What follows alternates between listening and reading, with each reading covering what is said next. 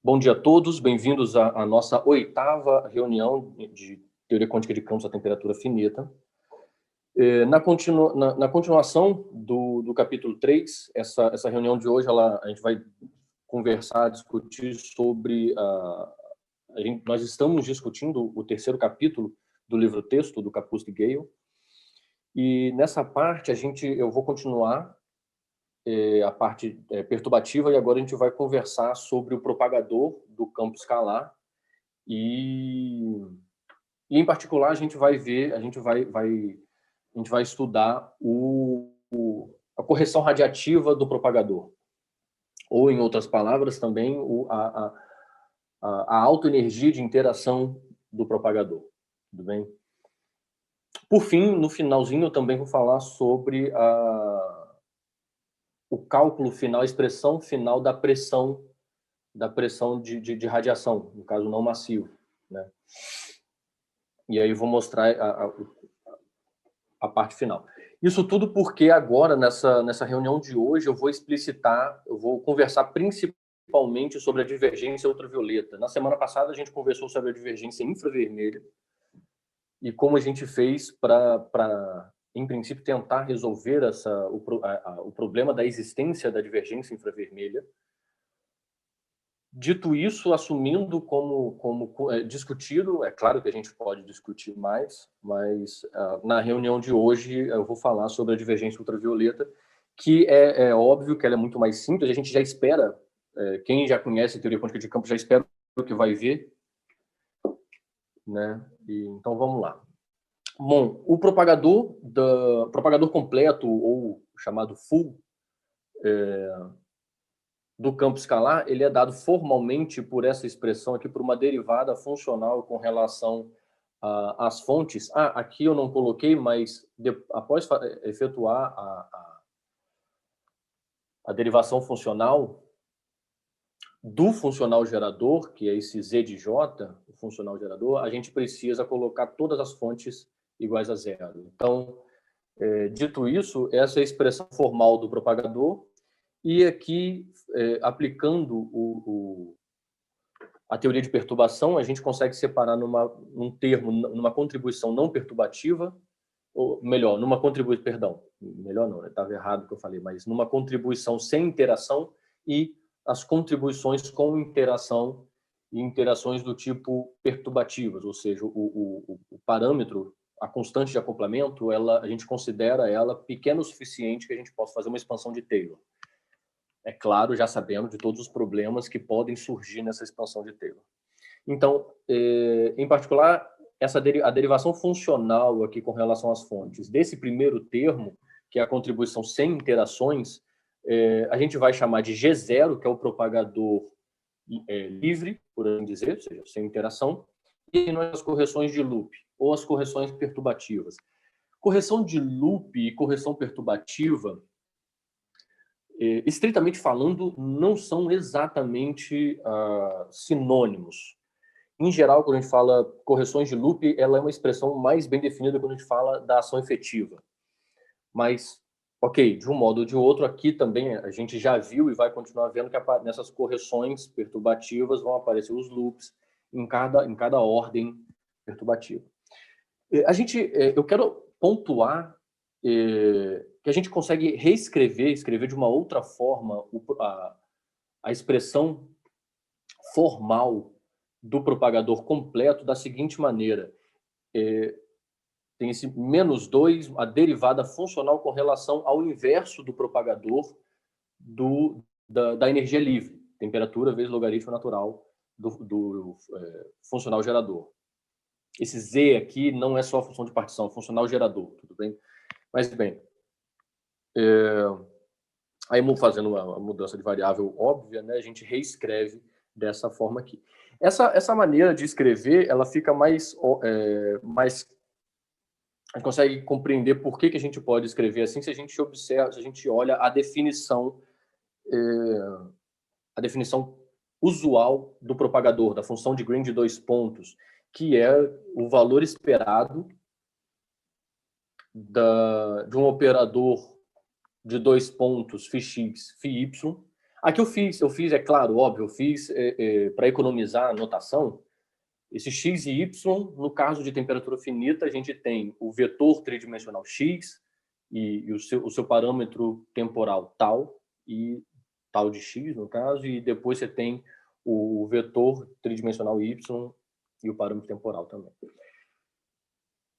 Para poder a gente obter, que se vocês observarem, para a gente ter esse operador não local aqui, xy, aqui embaixo, a gente pode obter isso aqui fazendo uma derivada com relação ao inverso do propagador, lembrando, se a gente lembrar da expressão da parte sem interação. A parte sem interação é φ, G0 menos 1 φ, é quadrática no campo e multiplicando aqui o inverso do propagador.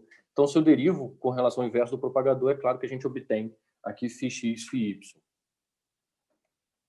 Então, dá para compreender melhor. Essa expressão aqui, ela vai ser útil mais adiante para entender o que, entre aspas, o papel dela, a função, o que representa essa expressão aqui quando a gente trata da autoenergia de interação do propagador.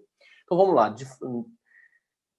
Na representação diagramática, ou em diagramas, falando em termos de diagramas de Feynman, uma curiosidade que eu acho que eu já devo ter comentado em outros vídeos, mas eu vou comentar aqui como óbvio, né, que vocês já certamente repararam isso. A representação diagramática não muda em nada com relação ao caso teoria quântica de campos a temperatura zero. Então, a gente pode fazer a mesma análise diagramática. Então, aqui, o propagador completo a gente vai denotar com o traço e essa bolinha cheia. O propagador livre, o G0, a gente denota somente como um traço, isso a gente já sabe qual é a regra de Feynman para ele e tudo mais, por aí vai. E aqui nós temos as correções perturbativas para o propagador. Aqui a primeira correção, aqui, ou seja, proporcional a lambda, aqui proporcional a lambda ao quadrado e lambda ao quadrado também. Eu quero que vocês reparem a existência desse diagrama aqui, multiplicado por esse parâmetro, por esse número, por esse fator D. Esse diagrama ele existe nesse nível da conversa, porque aqui eu não disse, mas esse propagador é o que a gente chama de propagador conexo, do propagador da função de Green dos diagramas conexos. Eu já mencionei isso uma vez em algum vídeo, alguma reunião passada, de que esse diagrama, essa função de Green, ela é obtida quando a gente faz derivadas funcionais com relação à energia livre. A energia livre ela também pode ser nomeada ou denominada funcional gerador conexo, ou dos diagramas conexos. Então, de um modo geral, a gente pode escrever o propagador completo de acordo com essa seguinte expressão aqui: o inverso de G0 menos 1, ou seja, do inverso do propagador livre, menos π. Esse π aqui, ele denota a energia livre. Às vezes também tem a notação da energia livre como o sigma, maiúsculo. É claro que a gente pode reescrever isso dessa forma, vai ser útil mais adiante. E é possível que alguém pergunte que aqui, em geral, a gente tem também um fator de renormalização do campo φ, ou seja, tem um Z aqui. Nesse caso, eu estou assumindo como 1 e ele não vai fazer diferença porque nós vamos analisar somente o polo do propagador, por assim dizer. A gente vai analisar somente a correção radiativa do propagador. Tá bem? Então, quando a gente for falar do processo de renormalização, no final das contas, a gente vai olhar somente para a renormalização da massa, por assim dizer. Tá bem? Em resumo, é isso que eu estou querendo dizer. Então, seguindo, escrevendo de forma um pouco mais explícita, porém ainda formal, a expressão total do propagador, a parte do logaritmo a gente pode reescrever dessa forma aqui, em que a gente explicita a expansão de Taylor da componente, da contribuição de interações. aqui a gente sabe muito bem quais são, o que é esses camaradas aqui, o valor esperado com relação à ação sem interações, por isso esse zerinho aqui, desses operadores compostos ON, integrados e locais, e ainda com duas inserções de φ x e φ de y. Então, a gente já sabe que a gente vai fazer basicamente uma expansão de Taylor do lado esquerdo e também do lado direito para poder obter a expressão para a autoenergia de interação. Então, pois bem, aqui a gente consegue identificar esse fator global aqui, que é o propagador livre do campo escalar, e a gente tem um propagador livre aqui também, então a gente pode reescrever essa mesma expressão dessa forma. O inverso, o propagador ele se reescreve dessa forma aqui. Tudo bem? Essa expressão aqui, ela é uma expressão bem famosa, bem útil, que é a equação de Dyson-Schwinger do propagador. E a gente vai ver que existe uma outra expressão um pouco mais clássica, um pouco mais usual para a equação de Dyson-Schwinger da função de Green de 2 pontos, ou equação de Dyson-Schwinger de 2 pontos, que a gente vai ver mais adiante que leva em consideração essa expressão alternativa aqui.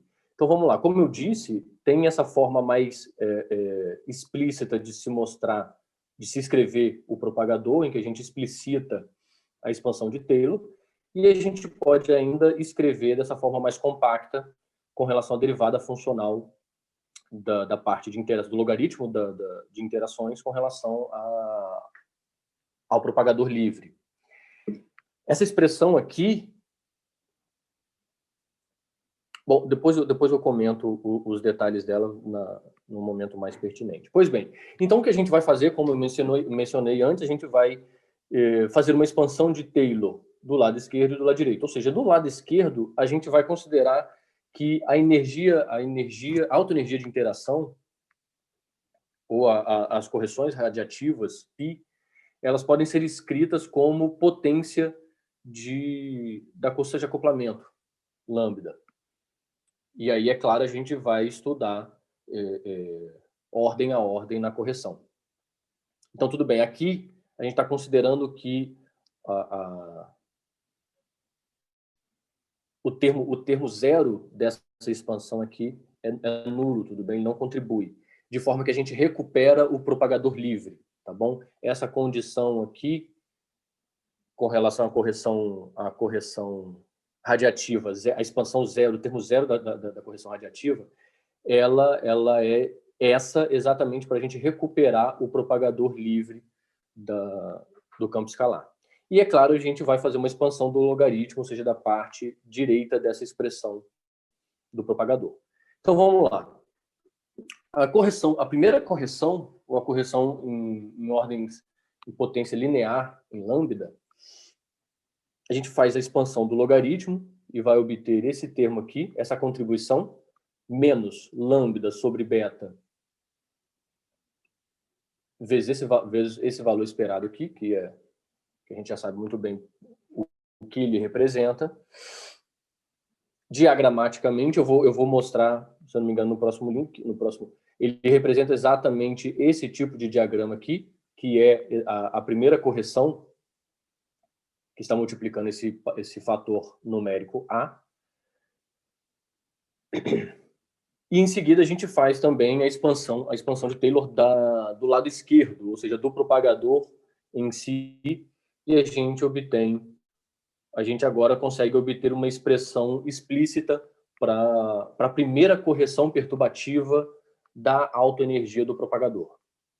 Então, pois bem, essa daqui é a expressão explícita, ainda formal, porque, é claro, a gente precisa calcular esse objeto aqui, eu coloco como exercício.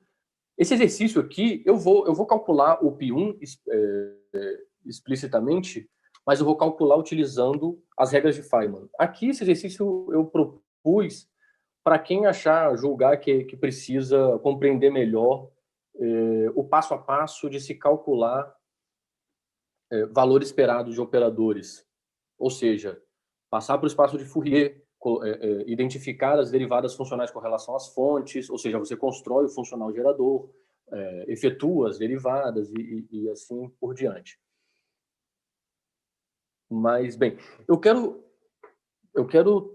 pontuar uma observação aqui com relação a essa expressão dessa primeira correção não nula da autoenergia de interação, que é a seguinte: se vocês repararem, esse objeto, que esse valor esperado aqui, de 2 pontos, ele representa, como eu disse, o diagrama desse tipo. Ele tem 2 pernas externas e um loop. Mas repara que aqui o π1 ele é igual a esse tipo de diagrama multiplicado pelo inverso pelo quadrado do inverso do propagador. Isso significa que o efeito, a expressão das pernas externas vai ser cancelada. Então, a gente costuma dizer que a correção radiativa do propagador, ou os diagramas que entram na correção perturbativa da autoenergia do propagador, são diagramas amputados, com as pernas externas amputadas.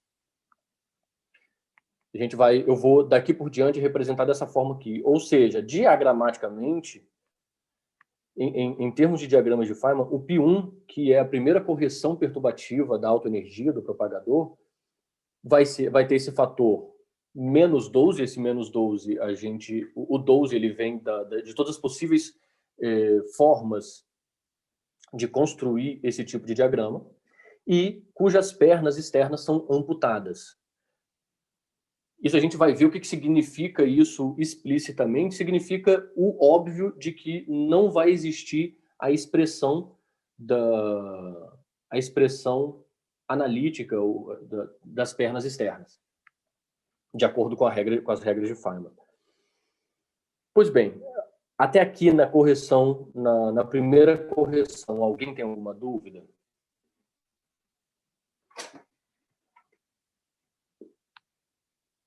Acho que no chat ninguém, então eu vou seguir. Se alguém tiver dúvida, me interrompe. E eu tenho que prestar atenção se a ligação não cai também, mas ainda não. Pois bem, então agora vamos para o termo quadrático.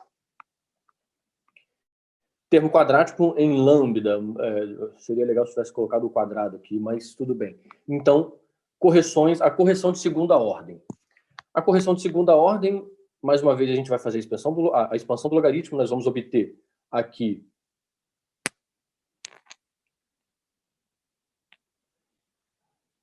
isso. A gente vai obter aqui a contribuição de primeira ordem mais 2 contribuições proporcionais a lambda quadrado, ou seja, 2 contribuições para a segunda ordem. Essa primeira aqui a gente já viu é precisamente contribuições desse diagrama, e aqui esses 2 termos vão contribuir com diagramas com 2 loops. E a gente já viu isso em outras, acho que na semana passada, inclusive, que esses 2 termos, eles se combinam de forma a sobrar somente diagramas conexos. Ou seja, não vai existir diagrama desse tipo aqui, por exemplo. Tudo bem? Diagramas desconexos, somente diagramas conexos. Ou seja, voltando aqui nos diagramas, são esses 3 diagramas. Diagrama multiplicado por B, C e D. Esses são os 3 diagramas que contribuem para a segunda ordem na correção perturbativa. Tudo bem? Então, em seguida, o que a gente faz agora é fazer a expansão de Taylor da parte esquerda da expressão do propagador, levando em considerações contribuições proporcionais a lambda ao quadrado, e o que a gente obtém é essa expressão aqui. Por enquanto, aqui, a gente sabe que esse primeiro termo é devido a esses diagramas, e agora, portanto, a gente precisa descobrir quais são os diagramas que entram em π2. O intuito aqui é calcular π2, ou seja, qual é a correção radiativa de segunda ordem, ou a correção para a autoenergia de interação. porque π1 a gente já conhece. Então, pois bem, em princípio a gente pode pensar que esse termo aqui, deixa eu passar para o próximo aqui, que eu acho que fica mais explícito. Então, vamos lá. De imediato, a gente sabe, o 1 aqui se cancela, a primeira contribuição aqui também se cancela, que a gente já sabe que é a contribuição de primeira ordem, e aí sobram esses dois termos aqui proporcionais a lambda quadrado e os dois termos do lado direito também proporcionais a lambda quadrado.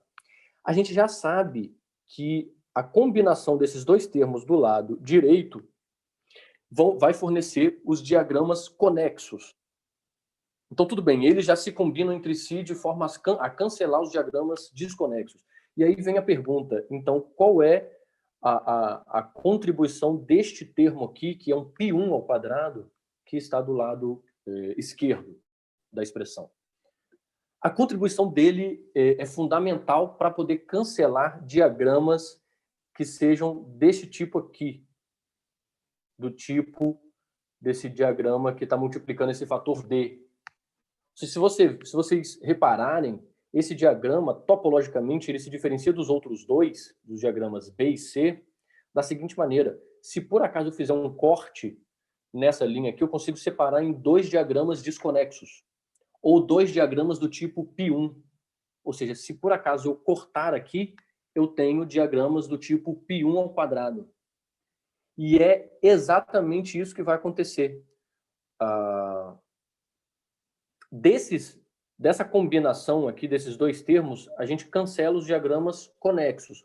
Porém, sobram esse tipo de diagrama que são conexos, porém, que podem ser divididos em dois diagramas do tipo π1. Ou seja, vai ser π1 ao quadrado.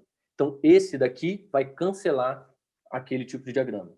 Agora, eu vou parar de falar aquele tipo de diagrama e vou dizer o seguinte. Existe uma expressão que certamente vocês conhecem, que é a seguinte: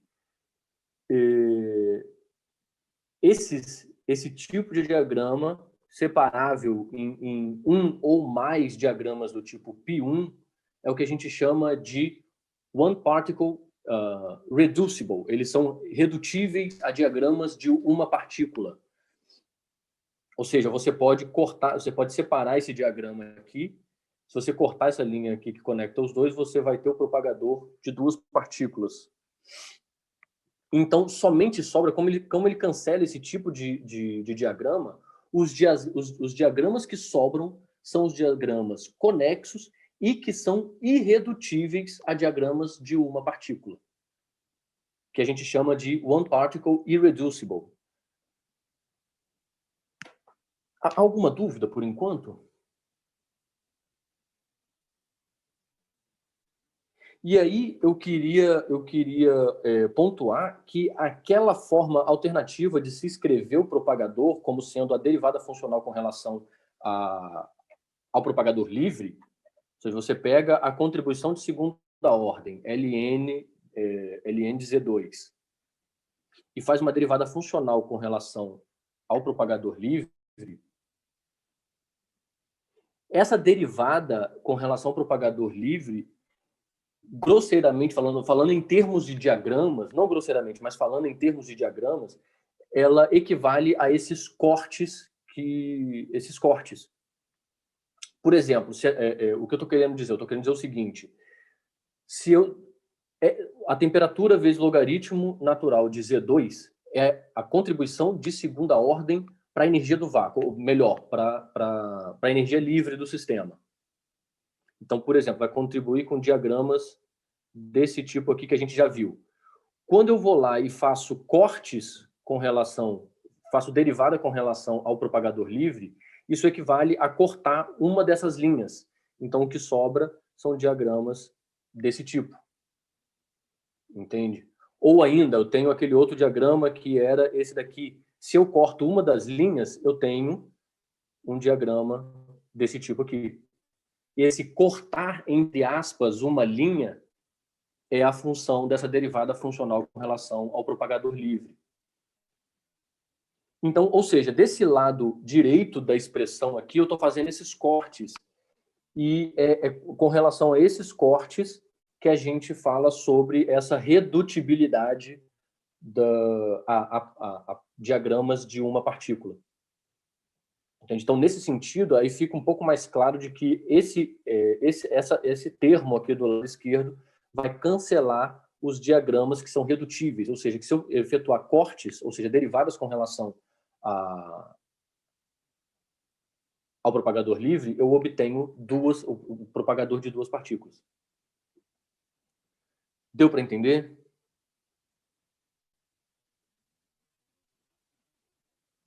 Por exemplo, aqui, a gente tem esse tipo de diagrama aqui. Ó. A gente tem esse diagrama. Eu posso cortar, posso fazer derivada com relação ao propagador livre dessa linha, de forma que se obtém esse tipo de propagador. Posso também cortar essa outra linha, ou seja, que vai contribuir duas vezes para esse mesmo tipo de propagador. E posso também cortar a linha do meio, que a gente, na semana passada, estava chamando de anel central. Se eu cortar essa linha do meio, a gente vai obter exatamente esse tipo de propagador. Esse tipo de propagador é que vai ser cancelado por esse termo aqui do lado esquerdo. São os propagadores chamados de one particle irreducible. Pois bem. Aliás, one particle reducible. Mas se você já tivesse feito essa análise usando uma ação efetiva já, porque daí você já vai ter direto só os diagramas 1PI, né? Daí você já cancelaria. Isso. Exatamente. Se você calcula, por exemplo, se você constrói a ação efetiva, acontece que para questões de gravação da aula e postar no YouTube depois, ficar disponível para quem quiser assistir, eu não fiz a construção. Em princípio, eu não falei o que é uma ação efetiva. Isso vai ficar para o 4º capítulo. Mas você tem toda a razão. Se eu faço esse cálculo todo utilizando a ação efetiva a gente pode chamar ela de funcional gerador 1PI, ou de diagramas One Particle Irreducible. Então, se eu faço derivadas funcionais da ação efetiva, eu obtenho imediatamente os diagramas que são irredutíveis a diagramas de uma partícula. Então, você está certíssimo. Na verdade, eu sei que você não fez uma pergunta, você fez uma pontuação. Entende? Eu estou fazendo, digamos, uma construção realmente bem intuitiva. Tá bem? Ou seja, no final das contas, o que sobra aqui, para a expressão desse π2, é tudo que está do lado esquerdo, tudo que está do lado direito, menos a contribuição desses diagramas redutíveis a diagramas de uma partícula. Então, eu vou definir esse tipo de diagrama, esse tipo de valor, de objeto, que é o valor esperado desse operador com esse sobrescrito aqui, 1PI, ou 1PI, que diz o seguinte: eu vou fazer o cálculo desses diagramas, mas vou manter somente os diagramas que são irredutíveis a diagramas de uma partícula.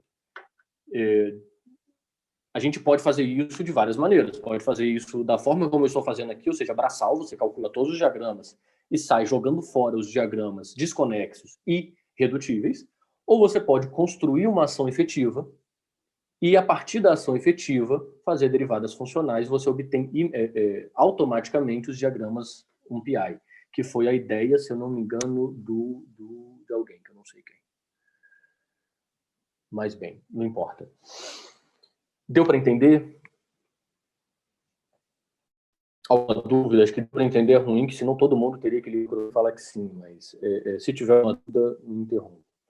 Pois bem, então agora faltou ainda determinar os fatores numéricos A e B, que a gente já sabe que eles vêm de todas as possíveis contribuições. O fator numérico A vai ser igual a 96 e o fator numérico B vai ser igual a 144.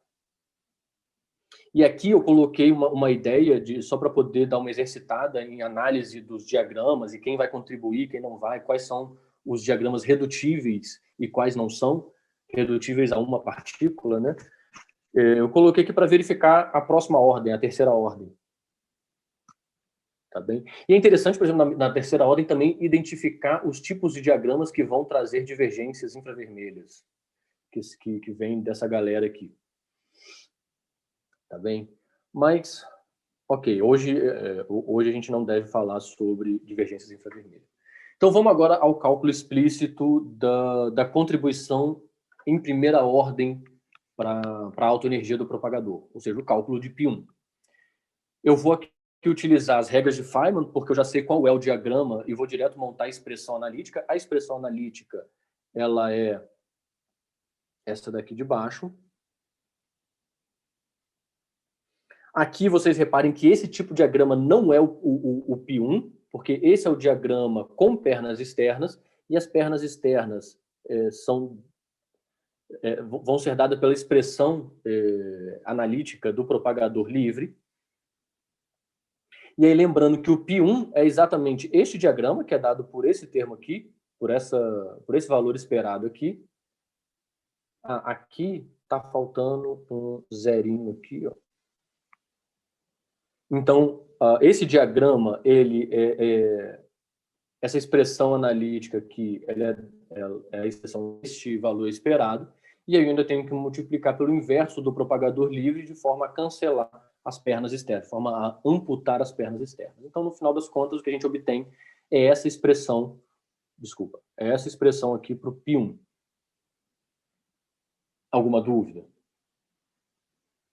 Eu vou agora... A gente já sabe, bom, a gente consegue fazer uma análise rápida de que para o caso não massivo, e a gente vai calcular o caso não massivo por uma razão simples que vai ficar clara no final, mas a gente já sabe que para o caso não massivo, o modo zero desse tipo de diagrama não traz divergências infravermelhas. Então, a gente pode calcular tranquilo, sem se preocupar com o modo zero, porque a gente já sabe que não vai ter divergência infravermelha no caso não massivo. O caso massivo ele é mais delicado.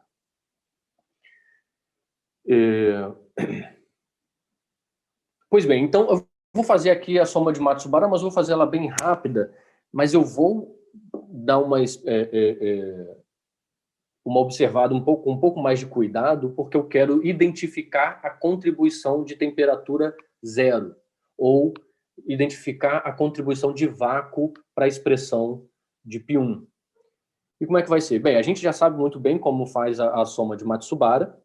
A gente vai utilizar o teorema de resíduos por duas vezes. E aqui, utilizando, a gente consegue construir essa função f, que é definida no plano complexo. Aqui a gente faz uma mudança de variável simples, de forma que a gente consegue escrever tudo isso como uma expressão só. Pois bem, o que eu quero explicitar aqui é exatamente o seguinte, é que eu tenho essa integral aqui no plano complexo, que são duas, né? Tem esse primeiro termo e o segundo termo. Esse primeiro termo, a gente consegue isolar ele e identificar o seguinte, essa é a parte da soma de Matsubara, essa é a parte... na continuação, fazendo a continuação analítica, ou seja, saindo do plano real para o plano complexo, essa daqui é a integral da parte temporal da expressão total, de forma que, no final das contas, a gente consegue reescrever ela, ou seja, voltando, né, desfazendo a continuação analítica, ou fazendo a continuação analítica, porém, do plano complexo para o plano real, a gente consegue escrever essa expressão dessa forma aqui. Lembrando que essa é a parte temporal, ou seja, nós estamos lidando com K0. Esse K0 seria o ômega n. Tudo bem? Não tem nada a ver com o modo zero. Pois bem, então aqui a gente consegue identificar a contribuição do vácuo. Assim, essa expressão aqui, a gente vai ver, a gente já sabe que no final das contas, quando a gente tiver a expressão completa, essa é a parte temporal, depois ainda tem a parte espacial, com as três componentes, a gente sabe que isso daqui vai ter divergências ultravioletas. O outro termo, a outra expressão, não vai contribuir com divergências ultravioleta porque ela é regularizada pela distribuição de Boltzmann. Isso também já discuti em outros vídeos, em outras reuniões. Então, continuando, aqui a expressão total da contribuição para a autoenergia, para a contribuição de primeira ordem para a autoenergia do propagador, vai ser dada por dois termos. Esse primeiro termo aqui, que é uma contribuição, que a gente chama de contribuição de vácuo, e esse segundo termo que a gente chama de contribuição de matéria. Essa contribuição de vácuo aqui, ela é idêntica ao que a gente encontra usualmente em teoria quântica de campos a temperatura zero, a temperatura nula. Então, todo o nosso conhecimento de temperatura zero, de TQC a temperatura zero, pode ser utilizado para poder tratar este primeiro termo, porque a gente já sabe que existem divergências ultravioletas associadas a ele.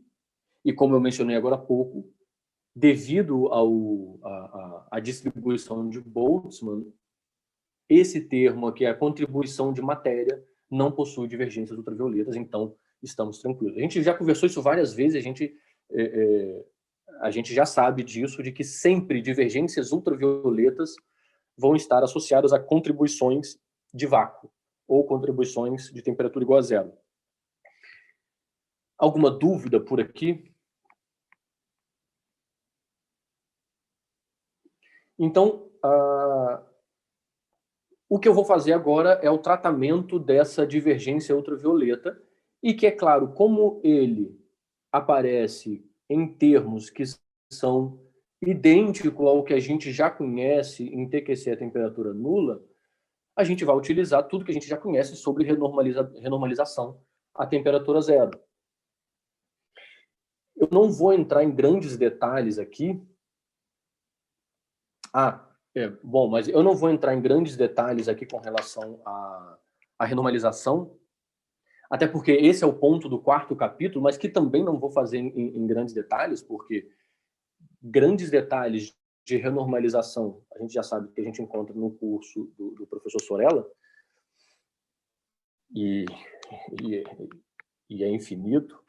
Então, eu vou me ater aqui somente a alguns métodos particulares que são interessantes no nosso caso e para o modelo particular de campo escalar real. Tudo bem? Porque alguns detalhes a mais são necessários quando se trata de férmions. Por exemplo, aqui, nesse slide aqui, nessa página, eu desenvolvo essa expressão da contribuição de vácuo utilizando um método de regularização. E um método de regularização bem imediato, bem simples, bem naive. Em que sentido? Eu faço, é o método de regularização do cutoff. Eu imponho à mão um limite superior de integração e depois eu tomo ele para infinito. E eu chamo esse limite superior na integração, eu chamo de cutoff. Em geral, quando tem esse cutoff, ele representa a escala de energia física do sistema, a escala de energia em que você está, não sei, por exemplo, fazendo seus experimentos e você precisa fazer uma comparação do que você está fazendo analiticamente com o mundo real. Então, por exemplo, esse método do cutoff, que a gente chama de método de regularização cutoff, ele tem vários problemas quando a gente trata de campo de calibre, por exemplo. Ele quebra a simetria de calibre. Então, ele não é tão interessante assim quando a gente vai falar de teoria de calibre. Mas aqui, em se tratando de um campo escalar, tudo bem. Ele não quebra nenhuma simetria.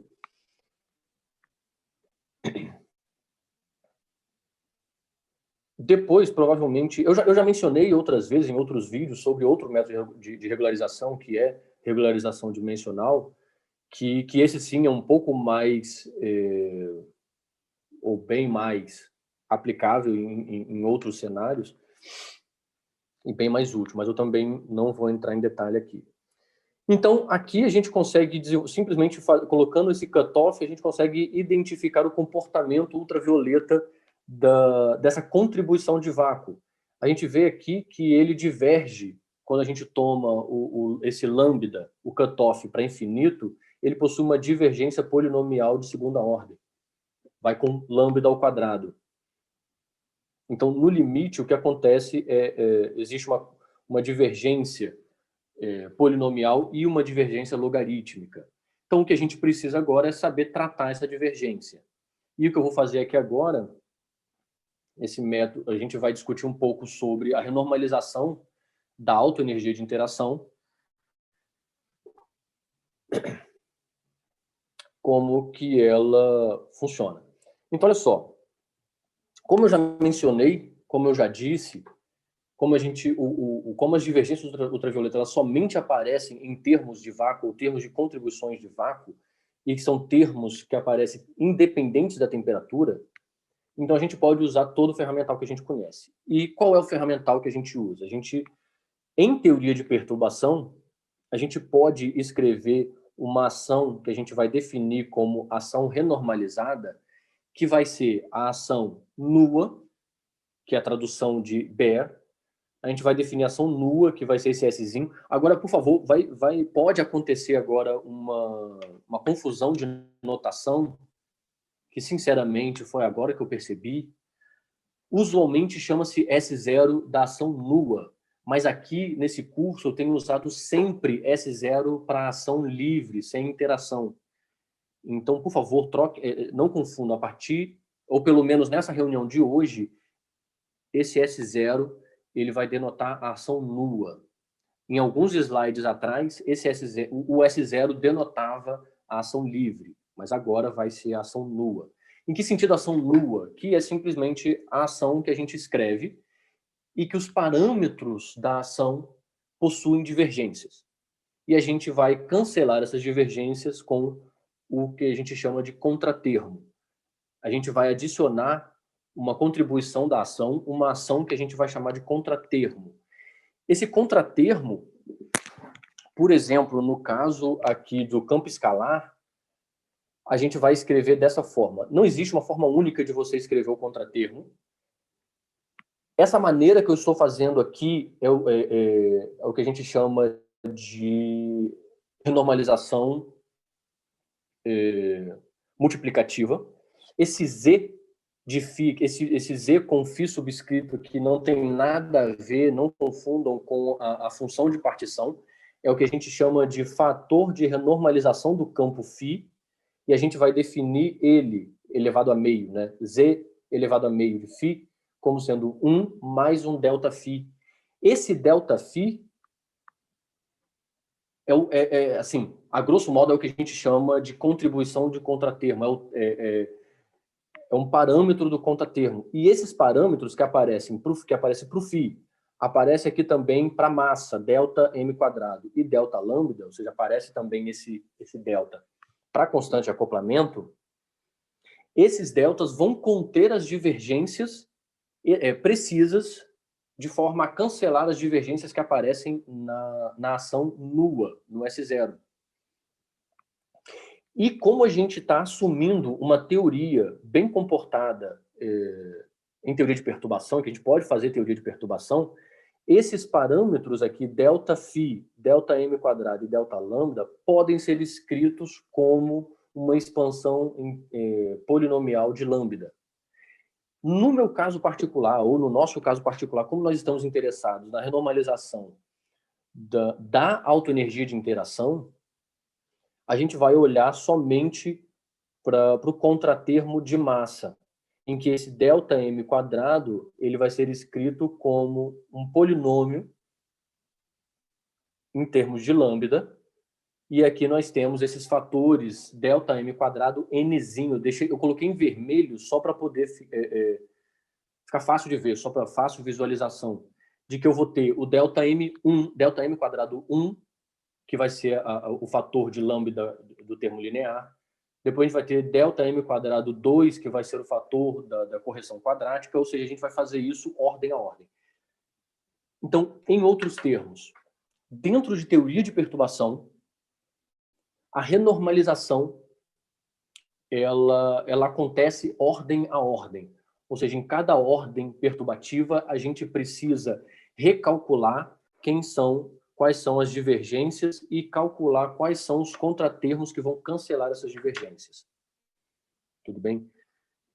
Por exemplo, parece que esse é um caso particular que só acontece para a teoria de perturbação, mas, por exemplo, todo o curso do professor Sorella, que é enorme e com infinitos detalhes e problemáticas, ele é todo em cima de renormalização perturbativa, de modelos perturbativos. Tá bem? Então... Bom, então vamos lá. Aqui, no nosso caso em particular, eu vou calcular somente a contribuição de primeira ordem do contratermo, ou seja, somente o delta m quadrado 1. Alguma dúvida por enquanto?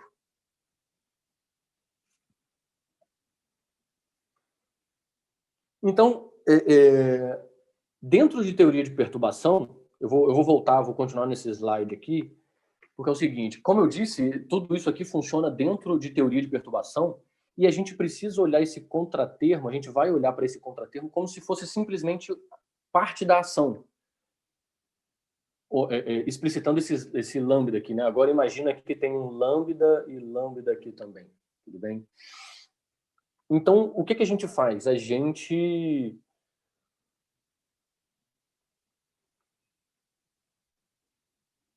Perdi meu raciocínio só um instante aqui. Bom, então, a gente vai olhar o contratermo como parte da ação. Então, a nossa ação total vai ser uma ação estendida. Vai ser a ação usual, que a gente chamou de ação bare, mais ação nua, mais ação contratermo.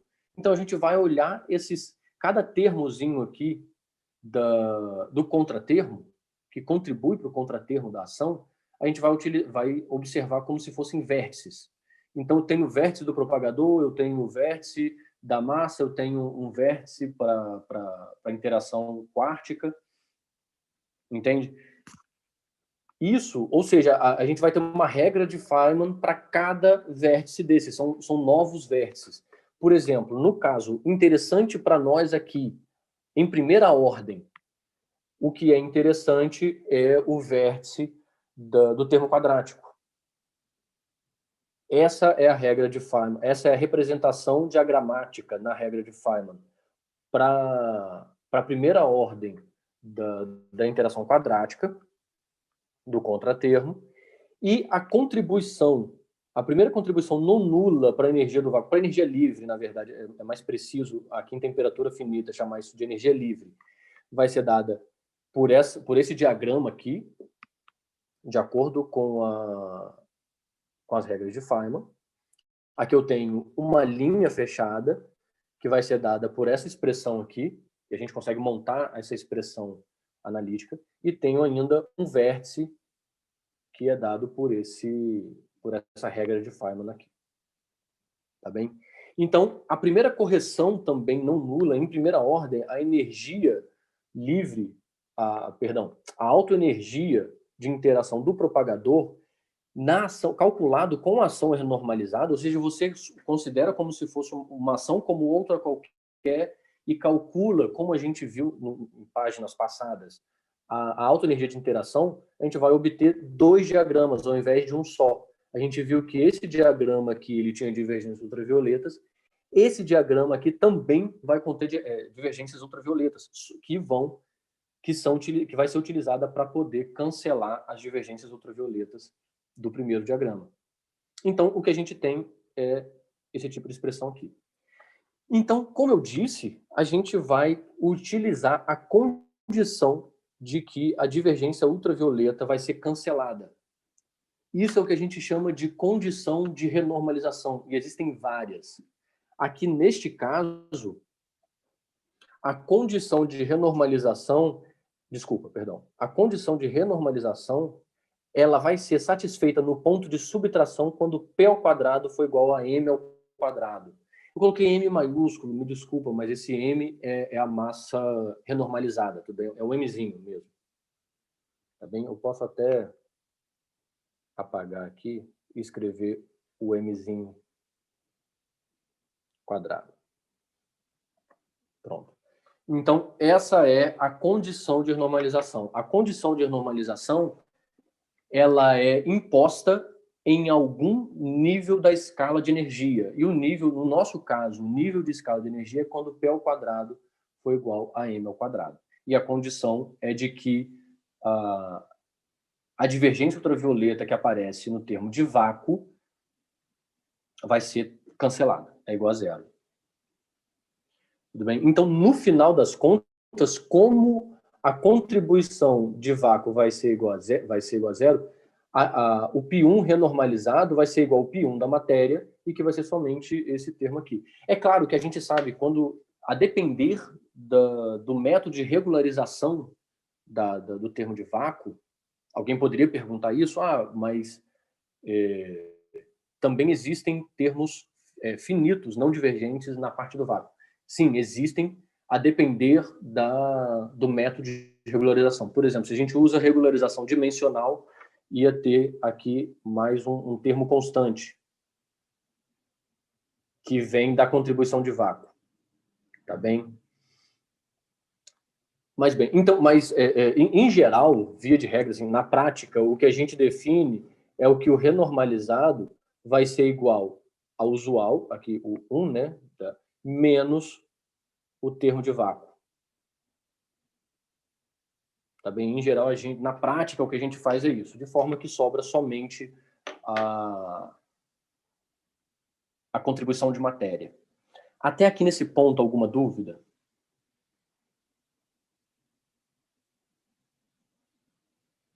Não está escrito tudo isso que eu disse, e eu posso ter dito de forma rápida o fato da possibilidade de ainda existir contribuições constantes aqui, termos finitos, que vêm da contribuição de vácuo, temperatura nula.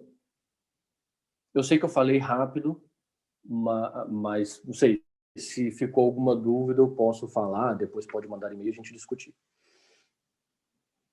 Esses termos constantes, via de regra, a gente cancela. A gente define o renormalizado como sendo somente a contribuição da contribuição de matéria. Então, vamos calcular agora o caso da partícula bosônica não massiva, ou da partícula representada pelo campo escalar não massivo, campo escalar real não massivo. O renormalizado, como a gente viu, vai ter somente a contribuição de matéria. E aí, bom, existe aqui um passo a passo, né? Que se a gente estivesse num quadro negro, talvez eu fizesse, mas tem aqui os detalhes do passo a passo. E no final das contas, o que a gente obtém é o seguinte: uma expressão, aqui a gente pode ver, existe 1 sobre beta e uma derivada aqui com relação a beta. Então, no final das contas, a gente vai ter 1 sobre beta ao quadrado. Ou seja, vai ter um termo de temperatura ao quadrado. Então, repare o seguinte: apesar de estarmos fazendo o caso particular de um campo não massivo, que não tem massa, mas ele não tem massa a nível clássico da ação. Ou melhor dizendo, o propagador livre deste campo, ele é não massivo, é 1 sobre P quadrado. Apesar disso, o fato de estarmos trabalhando em temperatura finita, existe uma geração espontânea de massa devido à temperatura finita, o que a gente chama de geração térmica de massa. Tá bem? Isso aqui é super interessante porque, geralmente, quando tem uma geração dinâmica de massa, isso acaba causando uma quebra espontânea de simetria. Então, a gente volta também naquela discussão toda lá do condensado de Bose-Einstein. Tá bem? Igor, eu venho discutindo... Oi. Quando você fala aí que está geração dinâmica de massa, é porque você gerou um termo que é uma temperatura ao quadrado, isso tem dimensão de energia ao quadrado, que é dimensão de massa ao quadrado. É tipo uma massa, um termo de massa. É isso, né? Tipo, não é um M que você gerou, né? Um T, mas é a mesma dimensão, então isso é como se fosse um termo de massa. A sua análise está correta. Mas existe uma análise até um pouco mais naive, mais ingênua, que eu diria, que é a seguinte, deixa eu voltar uns slides aqui para trás, que é a expressão do propagador mesmo. Deixa eu voltar aqui, que é bem mais ingênua, eu acho, bem mais visual. Você está certo, é isso.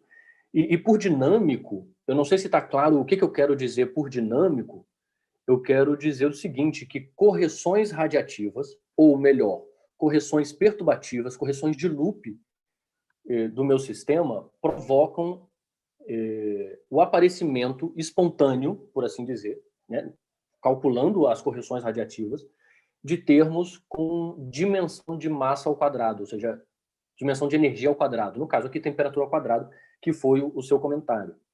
Mas a gente ainda pode olhar agora aqui de forma bem mais ingênua, ou bem mais imediata para esse termo aqui, para a expressão explícita do propagador. Ou seja, se eu considero não massivo, eu tenho um propagador do tipo 1 sobre P quadrado. Mas como correções radiativas da autoenergia gerou um termo não nulo, isso significa que correções radiativas, correções perturbativas vão gerar uma coisa assim, ó, proporcional a T quadrado. Entende? Então aqui eu vou ter um termo, a temperatura finita, ou seja, a temperatura T tem um certo valor fixo, entende? E tem dimensão de energia, e o propagador ele se comporta dessa forma que, ou seja, você gerou, em termos matemáticos, você gerou um polo do sistema, um polo removível do sistema. E mais um polo físico também, o resíduo é positivo, entende? Então você tem uma geração dinâmica, no sentido que ela é perturbativa, correções perturbativas, de um termo massivo, no sentido que significa que por correções perturbativas, eu criei criou um polo do propagador.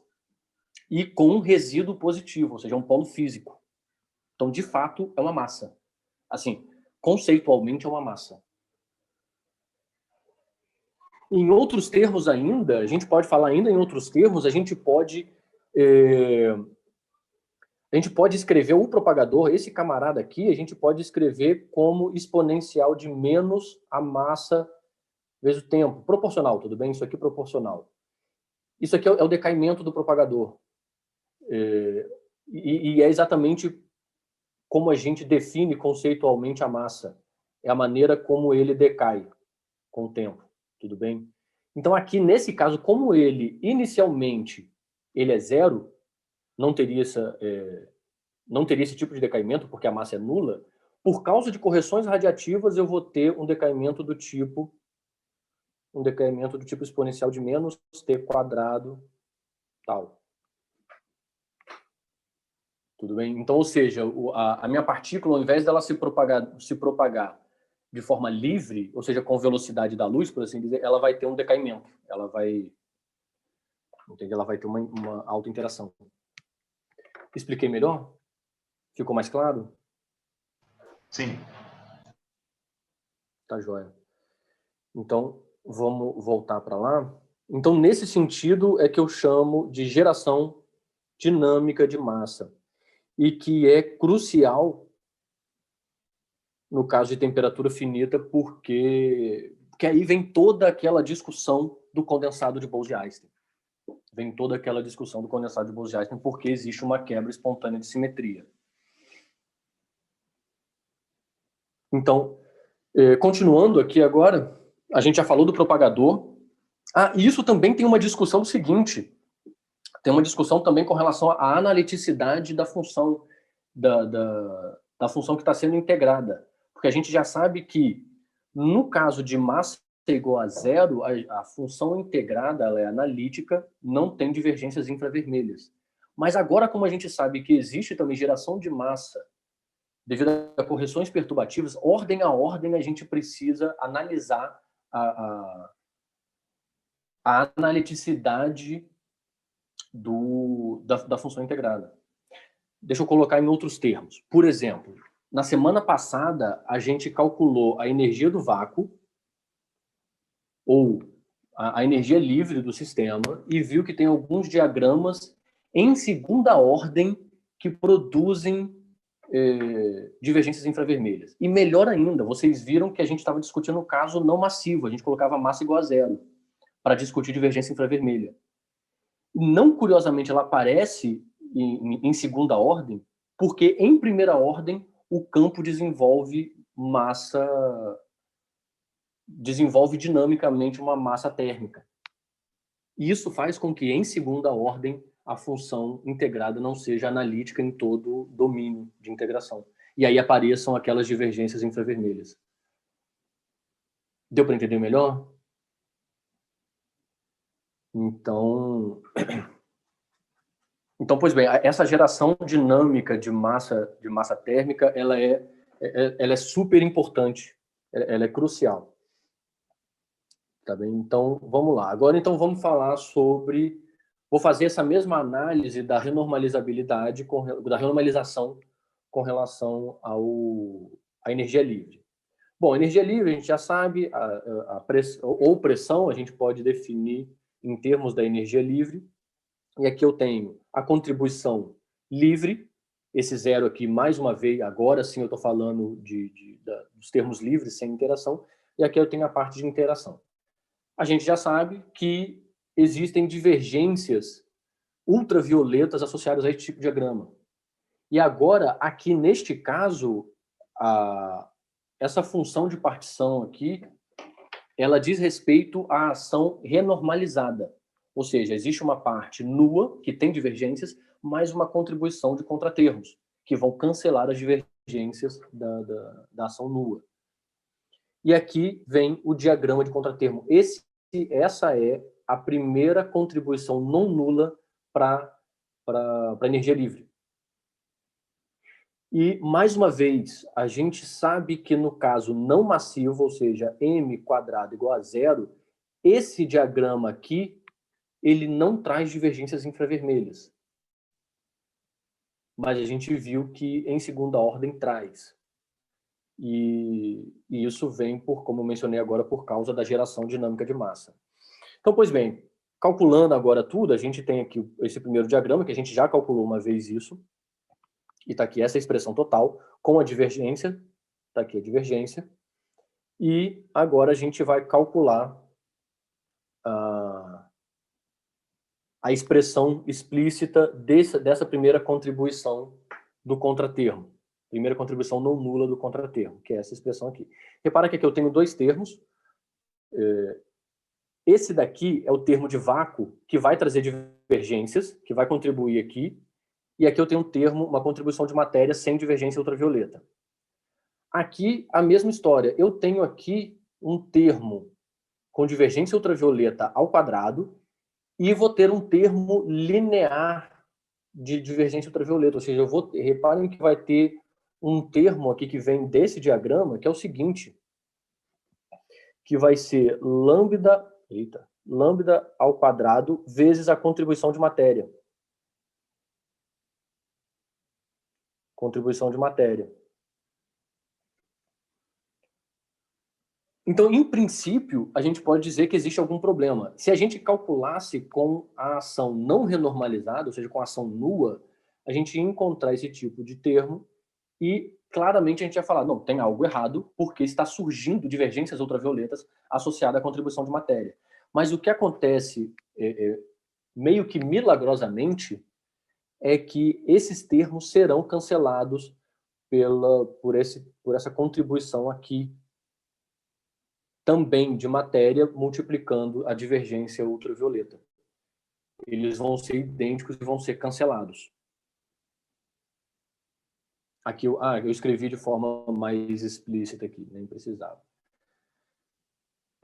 Então, esse termo linear, o termo com divergência lambda ao quadrado, ele vai ser cancelado pelo contratermo e vai sobrar o termo quadrático, o termo quártico, aliás, vai sobrar o termo com lambda a quarta e o termo de contribuição de massa. E aí, tudo bem, como a gente define como a gente define o renormalizado como sendo somente a contribuição de matéria, ou seja, cancelando as divergências ultravioletas, no final das contas, a gente vai ter realmente somente a contribuição desse termo aqui ao quadrado. Deu para entender? Deixa eu ver se eu escrevo aqui.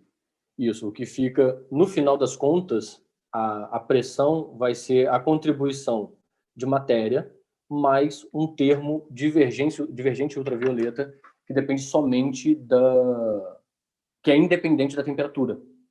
É a contribuição de vácuo. Então, de forma prática, o que a gente faz, a gente redefine a pressão, anulando essa contribuição de vácuo, deixando somente a contribuição de matéria. Então, a pressão renormalizada vai ser somente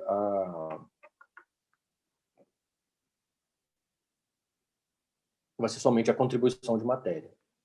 Alguém aqui pode falar o seguinte: mas você não cancelou com contratermo essa divergência ultravioleta, você está simplesmente jogando ela fora. É verdade, porque esse tipo de diagrama aqui, esse tipo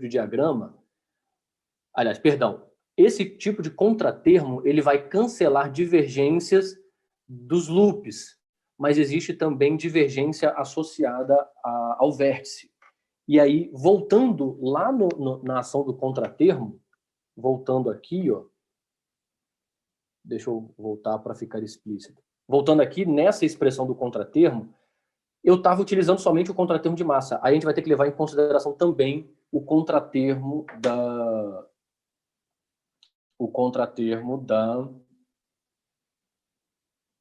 da interação quártica, tudo bem? Ou seja, considerar a existência de divergências que vêm da constante de acoplamento, entende? Então, concordo, eu não fiz a conta explícita de renormalização para esse tipo de diagrama, porque aqui a gente precisa ter, além dos contratermos associados aos loops, eu preciso também dos contratermos associados à constante de acoplamento. Os contratermos da constante de acoplamento é que vão ser utilizados para cancelar essa divergência aqui. Deu para entender?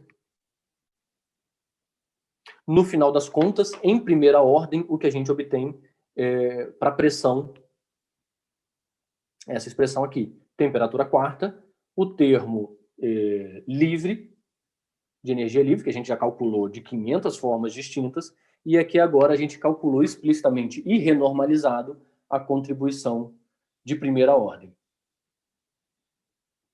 Alguma dúvida? Alguém não entendeu o que eu expliquei sobre a renormalização desse termo aqui, dessa contribuição de vácuo?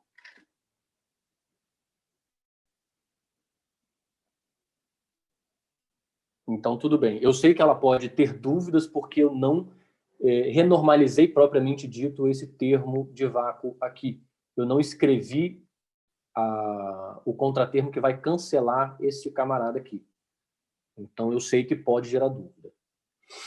Pois bem, então, essa é a expressão em primeira ordem. Em segunda ordem, a gente já sabe que vão aparecer aqueles diagramas da energia livre que são problemáticos, né? O diagrama de anel central e o diagrama tipo uma cebola, né? Sei lá, esse troço assim. Tem um nome para esse tipo de diagrama, eu não lembro agora.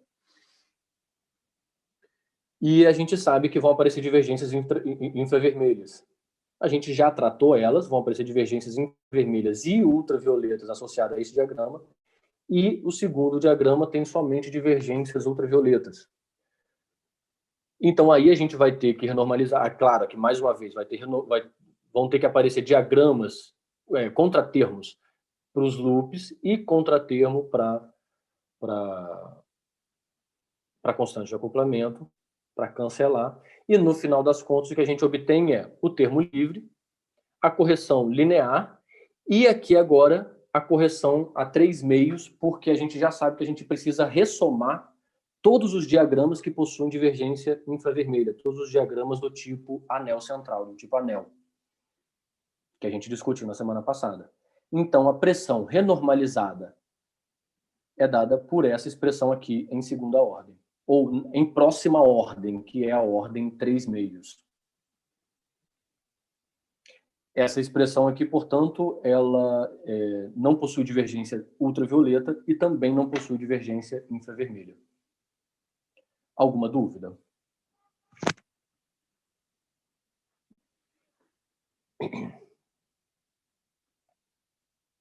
Pessoal, então, essa foi isso que eu preparei para hoje. Com isso, a gente razoavelmente compreende a dinâmica do campo escalar, a temperatura finita. A gente já sabe como funciona a dinâmica do campo escalar a temperatura finita. A gente sabe que um campo escalar não massivo vai gerar massa dinâmica, ou seja, com correções perturbativas, devido a correções perturbativas. E mais, a gente viu também na semana passada o problema da existência da divergência infravermelha. Além disso, a gente viu também que o problema da existência da divergência infravermelha, ela está intimamente ligada com o processo dinâmico de geração de massa térmica do campo. Tá bem? Então é isso, pessoal, que eu preparei para hoje. Alguma dúvida? Na aula seguinte, eu pretendo falar sobre o modelo de Yukawa. Vai ser uma aula, eu acredito que bem curta, porque eu vou passar bem rápido pelo modelo de Yukawa, que não tem muita diferença técnica com relação ao campo escalar. Claro, tem diferença técnica bastante, porque trata-se de férmions, mas toda essa discussão de diagramas infravermelhos e ultravioletas é a mesma. Então, se a gente tiver algum comentário, qualquer comentário que seja a respeito do campo escalar, é bom que a gente faça agora para mérito de registro. Eu tenho um comentário. Não é só sobre o campo escalar, mas todo esse formalismo. Para o caso de temperatura zero em TQC, a gente acaba tendo os aceleradores, né? Que dá para ver os efeitos de loop, as correções quânticas, nos resultados experimentais, né? Mas todo esse framework de temperatura finita, a gente não tem um laboratório, né? Que atinja, quer dizer, não sei, tem o quark de plasmas e gluons, mas aí é bem mais complicado, tem muitas outras coisas. Eu fico me perguntando como que dá para ter certeza que a gente não está perdendo alguma coisa na conta ainda, entende? Por não ter a confirmação experimental desse resultado. Ou tem, eu não estou sabendo, eu estou mal informado. Você tem algum comentário sobre isso, Igor? Não, meu comentário acho que não vai muito longe do teu, não, para falar a verdade. Eu sei o seguinte, por exemplo, acelerador de partícula, eu não sei explicar muito, mas eles também funcionam, na prática, funcionam como TQC a temperatura zero. Entende? Essa é a conta que se faz. Você mesmo comentou aí que a gente consegue ver efeitos experimentais dos loops, e quando você diz isso, e você começou a frase dizendo isso, diz respeito a TQC a temperatura zero. No caso de temperatura finita, o que eu sei é que existem a gente consegue medir, por exemplo, a gente consegue fazer observações de pulsares, de estrelas de nêutron, entende? Ou seja, existem outros objetos que produzem efeitos de temperatura finita e que a gente consegue explicar com TQC a temperatura finita. Mas, sinceramente, esse é o mais longe que eu consigo ir. Eu, de longe, sou alguém que conhece a parte observacional e experimental, entendeu? Eu sei realmente bem pouco, é uma falha. Então, tem esses observatórios astrofísicos, né, mas eu não tenho certeza se eles têm precisão de ordens mais altas, além da... Quer dizer, né? Mas isso é ignorância minha também, pode ser que tenha, eu não sei. Mas, assim, para estrelas de nêutron especificamente, eu acho que agora está começando essas medidas de onda gravitacional, né? Mas até ontem as medidas que tinham era raio e massa, E as duas, pelo menos o raio, eu acho que é bem difícil de medir, na verdade. Então tinha a incerteza bem grande no raio. Então eu não sei o quanto que as ordens superiores de teoria de perturbação em temperatura finita estão inclusas, ou pelo menos podem ser observadas. Mas sei lá, teria que ter alguém mais especialista, eu acho, para se defender dessas coisas de astrofísica. Eu concordo. Eu posso fazer Concordo. Por exemplo, por favor, Dev. Oi. Não, só para tentar contribuir, assim, eu tenho a minha pergunta ainda para você, mas levando em conta, Gisele, quando a gente olha para a matéria, tá bom, você citou aí o plasma de quarks e gluons, então o núcleo de estrelas de nêutrons, a gente espera que seja uma matéria quarcônica, né? E aí a gente está tratando de QCD. QCD, você tem um limite onde que ela você pode tratar ela como perturbativa. Tem técnicas aí, eu não sei se o Igor vai falar, de ressoma e coisas do tipo, mas o que essencialmente se faz para ter acesso não é tanto esse formalismo, mas você resolve na rede.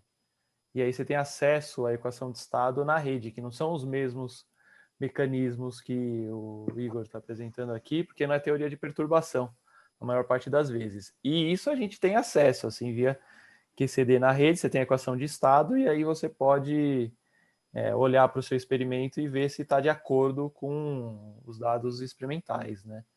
Então, vindo de QCD na rede e teorias aí com temperatura, que é isso que a gente acaba observando em matéria de plasma de quarks e gluons, tem esse problema que não é exatamente teoria de perturbação que o Igor está fazendo aqui. Outras eu não conheço, porque é o modelo Lambda Phi4, né? Então é mais um toy model, não é isso, Igor? No final, assim, do que propriamente ter esse contato direto. A gente está estimulando as técnicas, né? O Arthur quer comentar alguma coisa, Arthur? Mas também tem outro problema quando a gente trata de estrela de nêutrons e o núcleo ser possivelmente matéria de quarks e gluons, que é o fato de que a QCD na rede ela não funciona bem, ela tem um problema do sinal mu bariônico finito.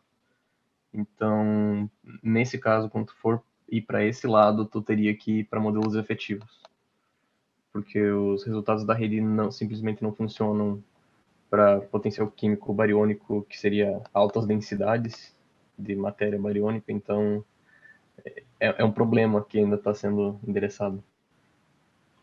Assim, não, tudo bem, eu entendo que na rede tem a questão perturbativa, né? O que o pessoal faz bastante na rede é pegar os dados da temperatura finita, mas potencial químico bariônico baixo, e aí tirar alguns pontos na rede e também fitar com alguns modelos efetivos, por exemplo. Dá para fazer isso. Mas as densidades é difícil pegar resultado da rede. Então acho que a gente pode o que eu pelo menos acho que se tem de concreto, tanto do que eu compreendo quanto da conversa, é o seguinte: de fato existe sim, até onde eu sei, e concordo com o Jesuel, de que existe ainda uma distância grande entre o observacional e, por exemplo, a rede, porque a rede a gente não deve esquecer nunca que não é observacional, né? Que a rede não é experimento. A rede é tão teórico quanto qualquer outra coisa. É tanto um modelo teórico, mas é o que a gente talvez seja a melhor ferramenta não perturbativa que a gente tem para poder tratar esses casos. E aí eu respondo uma pergunta meio en passant, eu acho que não lembro mais, a do Fernando Gardim, que é verdade. No caso aqui, em particular, eu estou tratando do modelo Lambda Phi4, que é um modelo perturbativo, QCD é não perturbativo. Então, por enquanto aqui tudo funciona, a teoria de perturbação é bem definida, QCD não, então aí é uma outra conversa. Tem 500 detalhes com relação à estabilidade do modelo, entende? Com relação a... A estabilidade, basicamente isso. Como você define perturbação em QCD. Então, e aí a melhor ferramenta que se tem é a rede. E além disso, na rede é natural temperatura finita. Fazer temperatura finita na rede é um procedimento natural.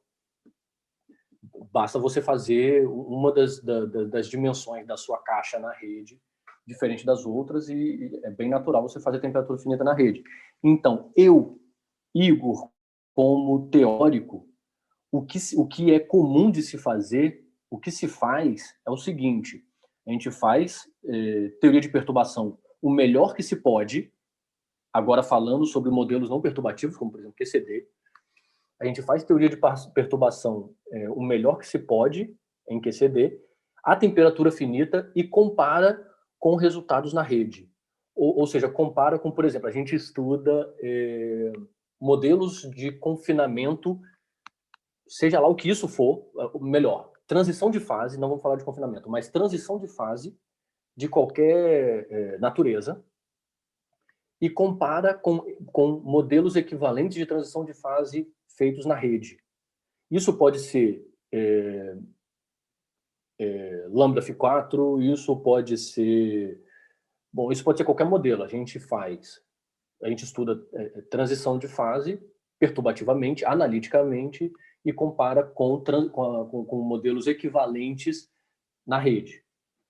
Isso é o que se faz, isso é o que um teórico em geral faz. E aí eu concordo com todo mundo aqui, acho que a gente está de acordo de que a distância entre o que se faz na rede, que é o melhor approach que a gente tem de não perturbativo, com o observacional, que também a gente concorda que são estrelas de nêutron e por aí vai, ou seja, objetos astrofísicos, essa distância é bem grande, entende? Essa distância é bem grande, e que aí eu não conheço. Aí eu deixo para qualquer um de vocês que é especialista para dizer o cenário atual, de como está essa distância entre o que se faz na rede e o que se observa, dados observacionais. Entende? Mas eu acho que respondendo assim, botando... Não, sim. Eu só tenho dois comentários. Um é que eu comecei a ler, eu já tinha começado, na verdade, a ler o livro do Lebelac, e no primeiro capítulo ele tenta motivar o interesse nesse estudo de TQC a temperatura finita com o plasma de quarks e gluons, né? Mas aí nos próximos capítulos ele começa a fazer uma coisa assim de perturbação também. Aí fica um pouco estranho, né? Porque no final você não vai ser aplicado para o plasma de quarks e gluons. Tudo bem que eu não sei se naquela época do livro eles talvez tivessem essa esperança de que fosse talvez mais diretamente aplicável. Mas aí tem outra coisa também, que talvez a gente está pensando aqui em física de altas energias, mas talvez matéria condensada, né? Tem uma coisa assim que dê para aplicar mesmo modelos de lambda F4, dependendo do material, e tem a temperatura, né? Então talvez alguém de matéria condensada realmente use esse formalismo para obter resultados que são observados experimentalmente. Concordo plenamente. E com relação ao seu comentário de matéria condensada, sim, tem. O modelo Lambda F4, eu não sei até o quão longe ele consegue ir em pesquisas atuais. Em pesquisas atuais, eu não sei até o quão longe ele consegue ir. Eu sei que a gente consegue calcular com o modelo Lambda F4, por exemplo, temperatura de transição de fase para condensados, condensado de Bose-Einstein, por exemplo. Mas isso não é novo, entende? Então, para coisas mais atuais, eu não sei o que mais pode se fazer com o Lambda F4 em específico, em particular. Agora, com relação ao seu primeiro comentário da motivação Você falou do Kapusta, não foi? Kapusta? É esse livro que você está lendo? Que é o livro-texto que eu Não. Na verdade, eu tinha começado a ler. Eu sou orientando da Teresa Mendes. E ela tinha me recomendado ler o Lebelac. O Michel Lebelac. Pois é. Eu não entendo muito por que o Lebelac ele faz essa motivação dele, sendo que o livro dele fala muito sobre transição de fase. Então, eu particularmente, eu gosto muito mais da motivação do seguinte: existem inúmeros exemplos na natureza de transição de fase. Isso por si só é interessante. E isso é abordado em temperatura finita, entende? Então, eu prefiro esse tipo de motivação. Por exemplo, você obter, aí, em particular, o plasma de quarks e gluons seria também um dos estados que você consegue observar a transição de fase, né, para poder alcançar ele. Tem uma temperatura específica em que você cria o plasma de quarks e gluons. Mas como você muito bem mencionou, acho que dar enfoque a esse caso particular é problemático, porque depois a gente só sabe trabalhar muito bem com teoria de perturbação. E aí a gente, se você lembra da motivação dele, você lembra, tá, mas e o seu objetivo inicial? Você nunca vai alcançar, entende? Então eu também não gosto dessa motivação. Mas eu acho que taque a primeira pedra quem nunca escreveu um artigo cuja motivação é muito mais assim, bonita do que de fato. Então, geralmente você motiva o seu trabalho com algo bem chamativo. Você está tentando atrair a atenção das pessoas. Mas eu concordo com você.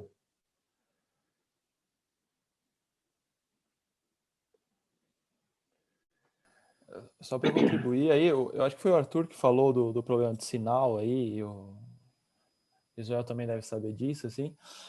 Sim, é verdade. Do potencial assim, químico, né? Tem a razão lá, é só para razão do potencial químico por temperatura ainda baixo, acho que é menor que 2, eu acho que é isso, os grupos europeus já conseguiram, eu não tenho certeza, mas é número pequeno de potencial químico, né, de qualquer forma.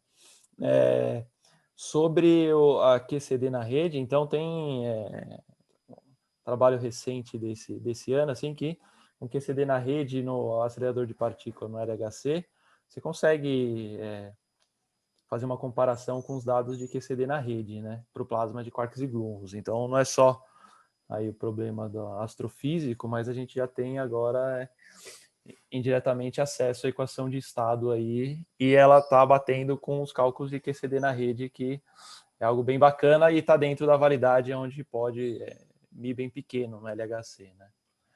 E para quem trabalha nessa área, assim, para mim, então, é uma questão de motivação, depende para cada um, né? Para mim, eu fico motivado lendo a introdução do Lebelac ali, porque eu acho que eu só vou aprender as técnicas iniciais para trabalhar com teoria de campos a temperatura finita. Depois eu preciso toy models, conhecer como funciona para acabar indo para coisas que o pessoal faz aí, hard thermal loop, correções, né? Aprender as técnicas.